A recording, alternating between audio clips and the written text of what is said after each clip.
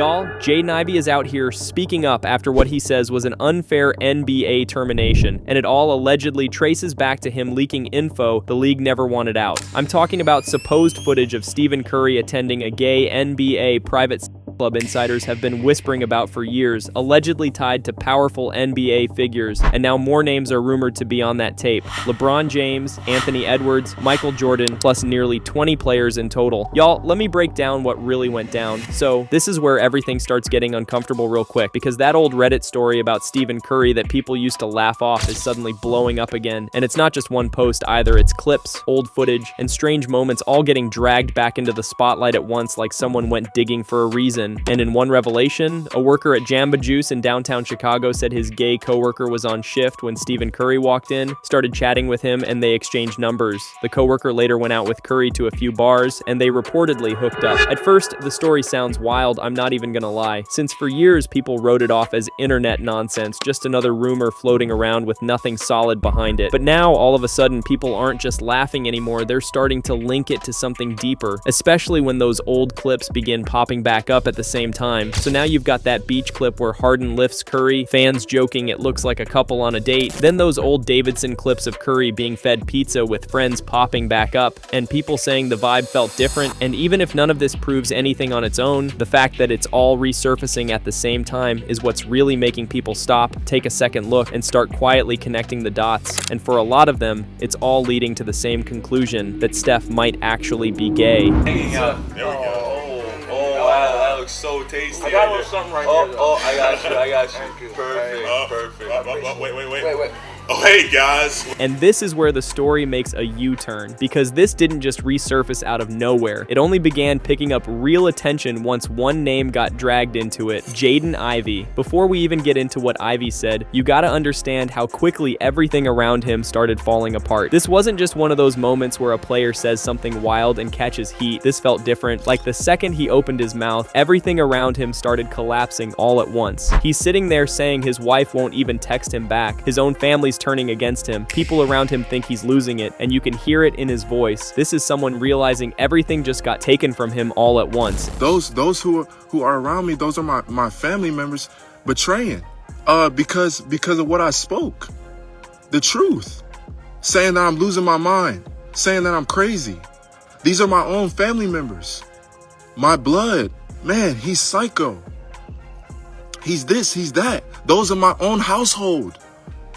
That's why my wife in here, and she not even texting me. And when you see a reaction like that, it kind of makes you pause for a second, because now it's not just about what he said, it's about why it hit that hard. Because players say wild things all the time and don't lose everything overnight like that. Now it's not just about what he said, it's about who he was really talking about. And this is where it gets real. Ivey wasn't just talking about the league or the culture anymore. He went straight at Steph Curry and started questioning his faith publicly, saying that people believe Curry is a Christian just because of what he posts, but that doesn't mean he's actually living that way. And then he went even further, talking about how rings don't matter when it comes to Judgment Day. That's why you got Steph Curry, and he not even surrendered, and y'all believe he's a Christian. Y'all believe he's a Christian because he wrote Philippians 4:13, because all that stuff is not gonna matter on Judgment Day.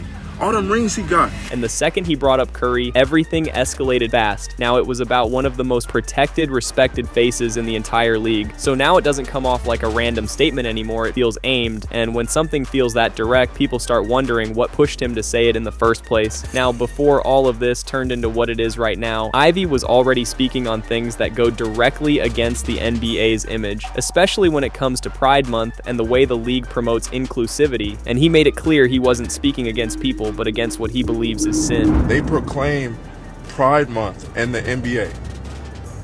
They proclaim it. They show it to the world. They say, come join us for Pride Month.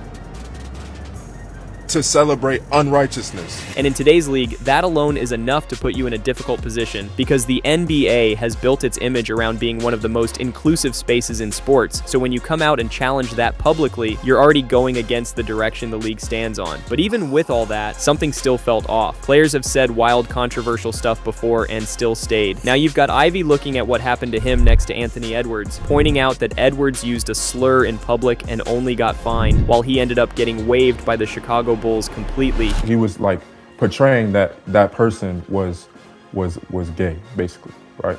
And so I believe the NBA fined him for it, right?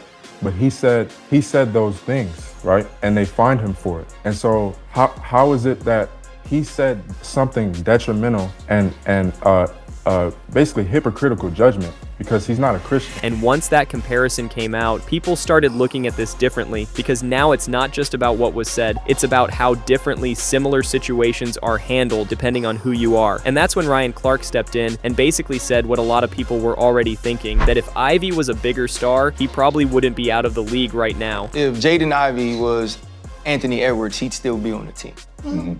If he had played more than 4 games this year, if he had played more than 33 games last year, if he had played more than 30 games the year before, if he didn't have the injury history that he had, he could say what he want, probably do what he want, get a slap on the wrist and be right back. He's not on the team because he's no longer good at basketball. Now it's not even about right or wrong anymore. It turns into value. Who brings in the money, who gets the attention, who the league really needs, and who they don't. But while the media and analysts were debating that side of it, something else was happening at the same time that made this whole situation even more uncomfortable, because people online started digging into the Curry angle deeper, pulling up old threads, old clips, and even anonymous claims about how many players in the league might be hiding parts of their identity. And once that door opened, it didn't close. Now people are starting to talk about how there's only ever been one openly gay active NBA player, Jason Collins, and even he came out right at the end of his career, which has people wondering why a league with so many players still shows so little openness around that topic. Then you've got these anonymous claims going around saying a big part of the league might be hiding it, which still isn't proof of anything, but it creates the kind of space where rumors spread even faster. And when those rumors start matching up with old clips resurfacing and new statements dropping at the same time, that's when it stops feeling like coincidence and starts feeling like something bigger going on. And now the players themselves start reacting. Nick Young jumps in with a wild take, saying the only way Ivey can save his career now is by completely flipping the story, and that alone shows just how messy and out of control this whole conversation has gotten at this point. Jaden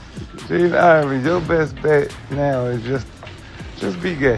Then you've got coaches like JB Bickerstaff stepping up, reminding people the NBA stands on inclusivity, trying to steer the whole conversation back into a more controlled space again. I also believe, the NBA is one of the most inclusive environments in pro sports, and it's a genuine thing that celebrates different, ethnicities, heritages, sexual preferences, whatever it may be. Like, the NBA brings people together.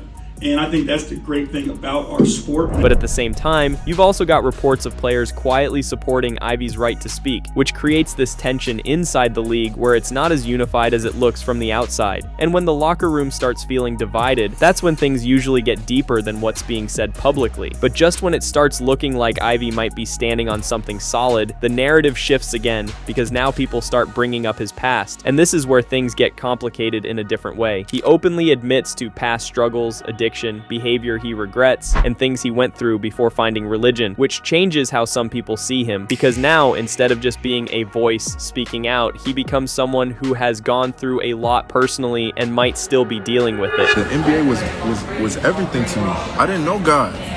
I didn't know Jesus when I came to the NBA. I was a fornicator. I was a addict. And I used to get drunk. That's all I knew. And after a win, I felt good. And once that comes into the conversation, you get people like Emmanuel Acho saying this might not just be about truth, but about someone needing support mentally and emotionally. So now the story splits. On one side, you've got people who believe Ivey is exposing something that the league doesn't want public, that he went too direct at the wrong person and paid the price for it immediately. And on the other side, you've got people who believe this is someone going through a difficult moment, saying things that are being amplified by the internet into something bigger than it actually is. And both sides sides keep growing at the same time. But no matter which side someone leans toward, there's one part of this that still sits there unanswered, and it keeps pulling everything back to the same place. Steph Curry hasn't said a word, and Ivey hasn't backed down. He's still talking, still standing on what he believes, still acting like he's willing to take whatever comes with it, and that's exactly why this story won't die, even when it feels like it should have faded by now. And now everything circles back to the same two possibilities that haven't gone away since this started. Either Ivey touched on something real that people weren't ready to hear, and it cost him everything almost instantly, or this is a situation where personal beliefs, frustration, and timing all collided, and the internet turned it into something bigger than it actually is. What really makes this stick is how it all began. Not with Ivey, not with the NBA. It started with old clips, old posts, and stories that had been sitting there for years, suddenly dragged back into the spotlight right when someone inside the league decided to speak up. And when things line up like that, people don't just brush it off. They start asking questions, because if those stories meant nothing, why are they being talked about now? And if Ivey really didn't have anything behind what he was saying, why did everything around him fall apart so fast the moment he said it? And more importantly, why does it feel like this story still hasn't reached its real ending yet? Because right now, it's sitting in that space where nothing is confirmed, nothing is fully denied, and everything is still moving under the surface. And those are the kind of stories that never really fade. They just keep piling up slowly, quietly, until something finally snaps.